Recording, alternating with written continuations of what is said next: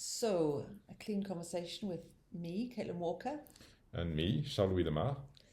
And I wanted to talk about a topic that came up in a conversation we had over breakfast this morning here in Belgium, when I was talking to you about metaprogrammes. Okay. So, I was in my quest for helping people understand their invisible architecture and the rules that they lived by. I did some studying with NLP. I was very lucky. My mum got me a place on a course in London when I was very young, maybe 17 or 18. And I started to learn about the structure of subjective experience. And it was wonderful. One of the tools in their toolkit was metaprogrammes. What are some... So like a metaprogramme would be, no matter where you are, this program is kind of running. It's a bit of a computerish sort of software. So one and it's like a bit like a continuum. So you might be on one end, it might be on the other, or it might both be down the same end. So for example, sort for good, sort for bad. So this means that, when you look out, do you notice everything that's wrong? And are you motivated by everything that's wrong? Or do you look for everything that's right? Or you're motivated by everything that's right? So for example, if I'm trying to get married to my husband, I'll say, hey, you love the river, you love the boats. What about sailing? What about getting married on the Mersey? So I pinpoint 3 or 4 lovely positive things, and he says, well, if it's windy, then it might make people feel seasick. If it's raining, then I'll have to go inside. It will be a very small amount of space. And if it's rocking, then it won't be very comfortable. It might be unsafe for the old people. Yep. So it's like maybe going camping and saying, oh, camping will be great, we'll be in nature and so on. Yeah, but there's bugs and there's stuff and there's... And it's not just about being negative. It's that he's sorting for bad to help him make a decision, and I'm sorting for good to help me make a decision. It's not that when he says 4 bad things about it, it means he doesn't want to go. It's just that that's what he does first before he makes the decision. Okay. And if we try to motivate each other from the opposite ends, then mine doesn't take care of his needs and his doesn't take care of my needs. Okay. Yep. Yeah. And so I was just thinking, when I listen to you talk about your work, then I could, if I wanted to, if I was being cheeky, I could start to think, okay, often sorts for good. Yep. Yeah. Kind of makes sense, yeah. Yeah. And then I think about you talking about needing less preparation in terms of planning exactly what you're going to say when, but lots of preparation in terms of your state, what the outcome is for the purpose of a meeting.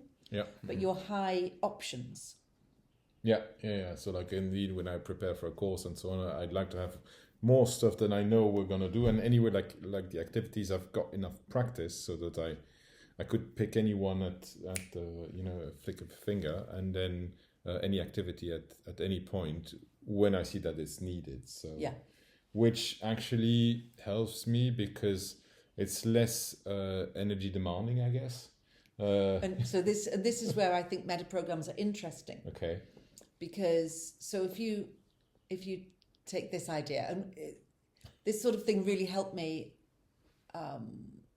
reduce some of the shame I've got in my system. So when you say, hey, yeah, if I'm really good at it, but there's very little planning, that's less energy demanding for me.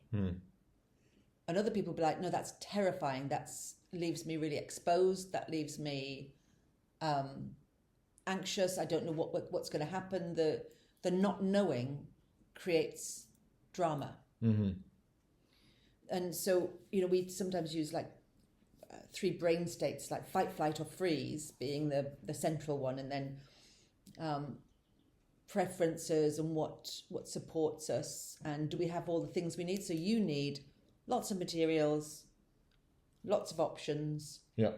And then you're really good, and that doesn't consume energy, so it leaves you with, we said, like the learning brain or the freedom, leaves you free to do anything. Yeah. Whereas for some people, not having enough structure, not having a plan, not knowing what they're going to be saying at 10 past 12 instead of 12 o'clock, means that they go into fight or flight, which means they have less freedom because they're more anxious.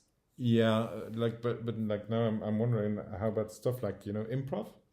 Because ultimately improv is all about like having options and responding in the moment and so on. So like, are there things that like you are always in this kind of either options and so on, or can you learn to kind of navigate? I'm not sure. So, okay.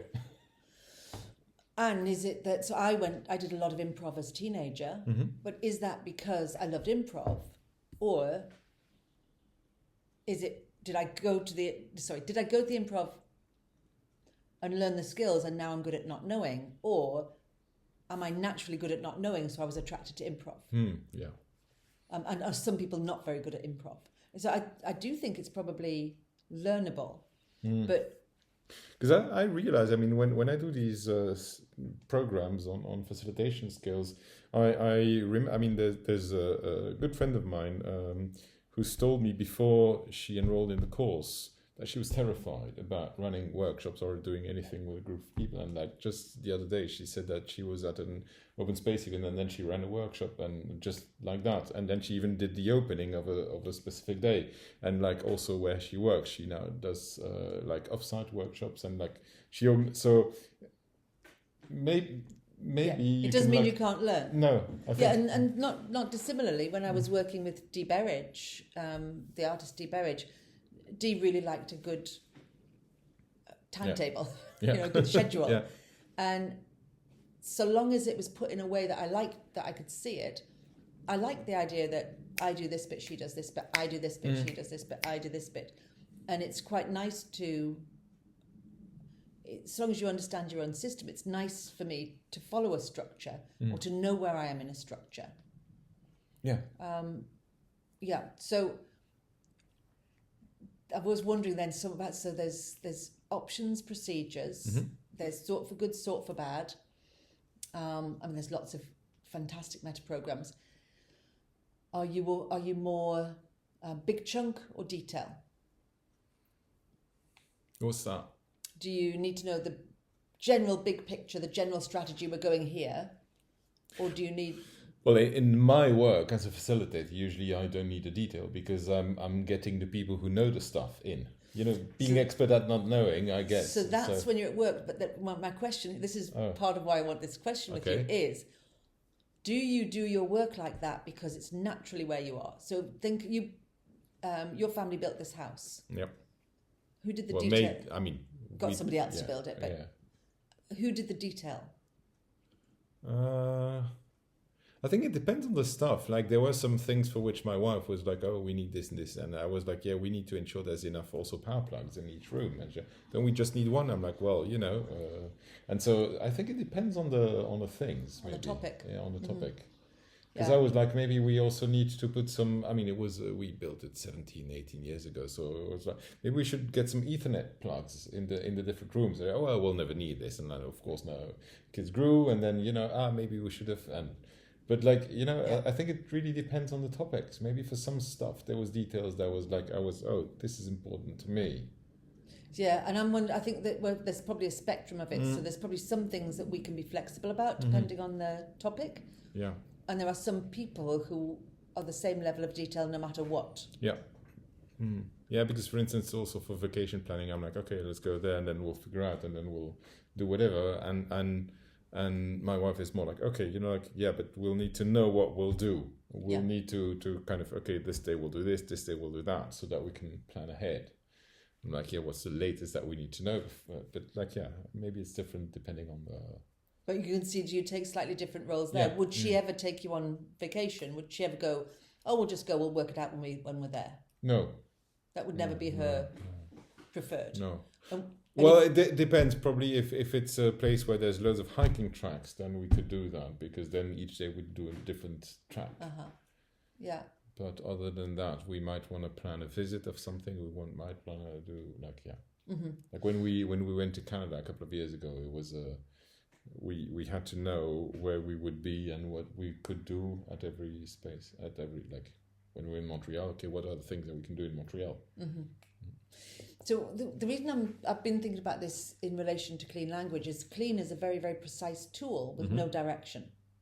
Yep. So the clean language questions allow you to take something that's said and accept and extend it, and then they allow you to go in any direction at any point. So you always have huge freedom of direction. Yep.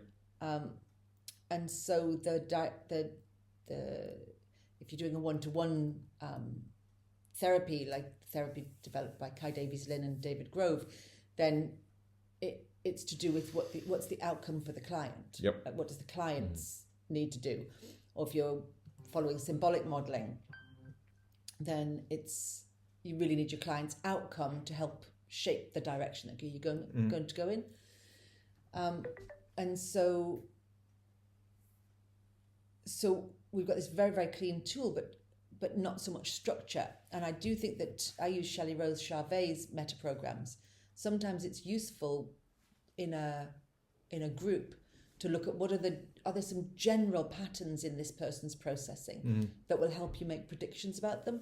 Do you use anything, I use metaprogrammes, do you use anything like psychological testing or grouping or analysing tools, diagnostic tools? No, because I never studied psychology, and like I don't feel that I'm like skilled or that I'm like legitimate to start using these. I'm being very careful about that. Yeah. Because of my background, like background in computer science, so like, yeah. Yeah, I think lots of them are out in the public domain now. I think you could. Yeah. But so you don't. I want to make sure that if I use something, I kind of know what it can be used for, and like I don't go into the whole snake oil or whatever, like, oh, I've seen this thing and I can use it anywhere, and so like, that's so I think I would probably use them similar to the way I would use clean, which is I'd go not, hey, do this, it does it will cure baldness, but more if we do this, let's see what it says, and then let's see what it says about us, and then let's reflect on whether that's useful or not. I think I would still have it as a self. Yeah. Okay, so from this meandering conversation, which is, it's nice because that's what I was thought. It's just occurred to me that maybe a little bit of metaprogrammes. I recommend Shelley Rose Charvet, and I think maybe something for us to do in the future is to have a little look at, if I'll bring some metaprogrammes out, maybe if we're doing something like Agile Coach Camp or something like that together, and we'll look at clean questions and metaprogrammes in conjunction. Okay. And then, because I know I've heard the way you talk about people in the group when you're getting them to reflect. I'd like to know whether you think this might help them reflect more effectively, or if it gets in the way in some ways. There's some reason why it's not clean. It's an external label. What do we think about it? Yeah. Curious.